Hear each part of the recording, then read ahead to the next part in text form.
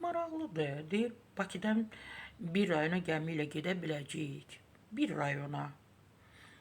2026-cı ildə Xəzəryanın şəhərləri birləşdirəcək dəniz kruizlərinin təşkili planlaşdırılır. Belə ki, bu marşrut üzrə səfərlər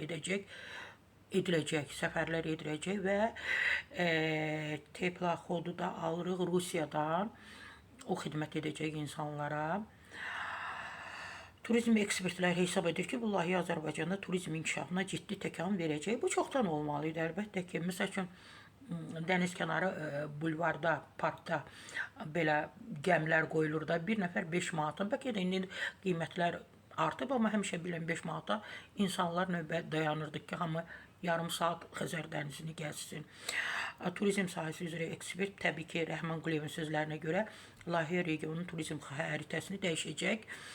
Xəzər dənizində gəmi kruzlərinin fəaliyyəti Azərbaycan turizmini yeni mərhələyə daşıyacaq. Bakı şəhəri ilə yanaşı Lənkəran, Neftçala və Navran kimi ərazilər də liman şəhərlərinə çevriləcək. Bu həm əcnəbi, həm də yerli turistləri xoşbəxt edəcək. Mən də istəyərdim gəminlə Xaçmaza gedim, Navrana gedim, digər hara ki teplaxodlar gedəcək. Hər birimiz istəyərdik ki, gedək o yerləri səyahət edək. Bəs gəmidən məhz Xəzər dənizində üzsün.